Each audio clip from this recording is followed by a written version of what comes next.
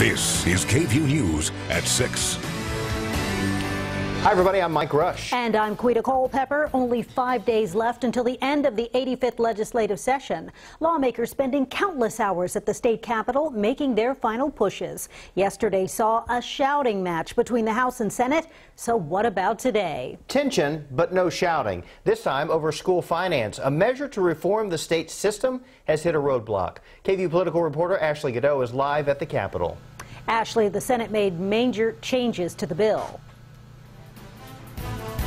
They did, Quita and Mike. The author of the school finance bill has been quiet publicly about the changes, but today he railed the Senate for cutting out money for students and adding in education savings accounts or vouchers. Representative Dan Huberty was a teacher, superintendent, and now heads the House Committee on Public Education. He crafted HB 21 with the Budget Committee to increase how much the state puts in for public education. Right now, the state only funds 37%. His bill also reduced recapture or Robin Hood to help decrease property taxes. HB 21 overwhelmingly passed the House last month. Sunday, the Senate passed its version. They took out the increase in funding per student. Listen to some of what Huberty had to say today. Because when our school finance system is broken, it's the legislature's job to fix it. When the amount of money that the state recaptures is quickly approaching $2.2 billion, and it is not dedicated solely for the children of which it is collected for, it is the legislature's job to fix it. These changes could have helped everyone standing around me and sitting down and listening to us today. Chapter 41s, Chapter 42s, charter schools, IB programs, everyone. Instead, House Bill 21 came back with private school education savings accounts, known as ESAs, even though 104 members of this body voted against using taxpayer dollars for any form of this. The new version contains no method of finance. Again, no method of finance, leaving no money to pay for the bill. Representatives applauded when Huberty announced he would not concur with the Senate version and instead wants a conference committee to try and work out the differences. Lieutenant Governor Dan Patrick released a statement saying he is appalled that the House would turn down the deal. He also wrote the bill is dead. Live at the Capitol, Ashley Godot, KVUE News. Right now, Austin police hoping you can identify the man in this sketch. On May 4th, right before 3 a.m., a woman was walking alone on Rainey Street. She says the man lured her into a secluded area and sexually assaulted her. The suspect is described as a black man, 30 to 35 years old. He had a short buzz cut and a stocky build. Anybody with information is asked to call the sex crimes tip line. That number is right there on your screen. No decision today on the outcome of a second mental evaluation for UT stabbing suspect Kendrix White. Prosecutors and defense attorneys will have some more time to deal with motions before another hearing next month. White is charged with murder for the May 1st stabbing on campus that left one student dead and 3 others injured. A UT employee died yesterday while snorkeling off the coast of the Florida Keys. That's according to authorities in that area. Sherry Crozier was an administrative assistant at UT's Applied Research Laboratories. She and her husband were snorkeling when she began to struggle, prompting the couple to head to shallow waters. Employees on a boat threw Crozier a rope and towed her in.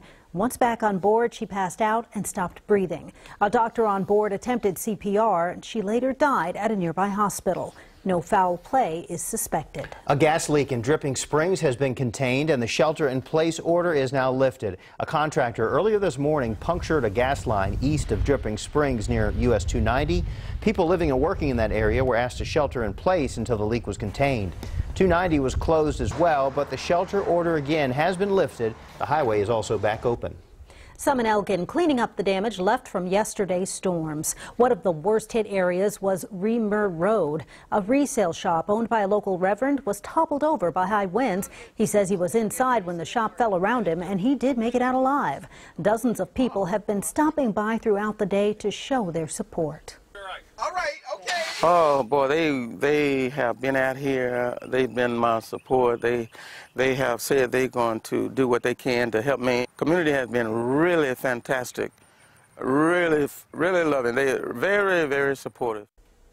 Down the road, people had portions of their roofs ripped off and another family had their barn destroyed. The National Weather Service says straight-line winds likely caused that damage, but they're investigating claims from neighbors who say it was a small tornado.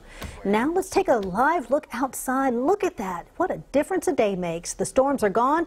The sunshine has returned. Yeah, certainly a beautiful day. More sunshine in store, but Albert, you say that the heat is on. We're going to feel more heat, more humidity. Yeah, that humidity is going to go up in a big way 24 hours from now, leading to some dangerous heat possibly as we head into the end of the week. Out there right now, though, it's beautiful. 24 hours ago, we were tracking severe weather moving into our eastern counties. Not a cloud in sight, with temperatures ranging from low 80s in Mason to upper 80s here in Austin. We're sitting at 87 degrees, high pressure building in, sinking air, not only suppressing rain chances but cloud cover. So we've got a clear evening, a perfect evening for blues on the green. Temperature at 8 o'clock, 77 degrees, the humidity low, a nice refreshing west-southwest wind. Zilker Park, the place to be this evening. Speaking of Zilker Park, our colleague Tina Shively hanging out, getting ready for some live music. Hi there, Tina. Hi, Albert. Yes, if you're coming out here tonight, definitely bring the sunscreen because the sun is hot. It feels more like a summer evening than a spring evening, but it is a beautiful one for the crowds. You can see the stage here behind me, the warm-up music playing, and lots of people filtering in here. The first concert of the four-part 2017 series will feature Jamestown Revival, an American rock duo, and Walker Lukens, an indie rock singer-songwriter. Blues on the Green is the longest-running free concert series in Austin. It's been around for 27 years and celebrated a lot of them here in Zilker Park.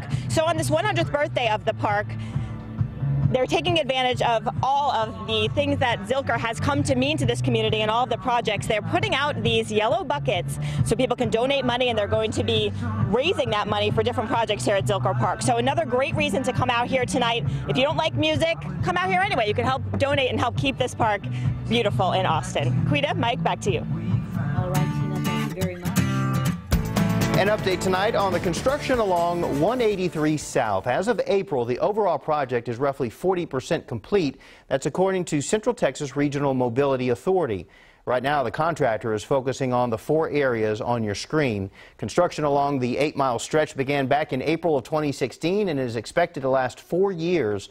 Phase 1 improvements between US 290 and Bolm Road is expected to be complete by 2019. Phase 2 will open to traffic about a year after that. Well, the original artist of this large mural at 12th and Chacon Streets that was painted over earlier this month has been asked by the building's owner to repaint it. As for what the new mural will depict, the store owner and artist Chris Rogers are discussing that. Many people were upset when the image, which depicted famous black musicians like Michael Jackson and Tupac, was painted over with white paint. Well, we all know kids need nutritious meals to learn, grow, and thrive, even when school is not in session. Austin ISD's summer food service program will serve free breakfast and lunch to kids ages 18 and younger, regardless of economic status or whether the child attends AISD. The summer food service program will be available at more than 50 AISD campuses beginning in June.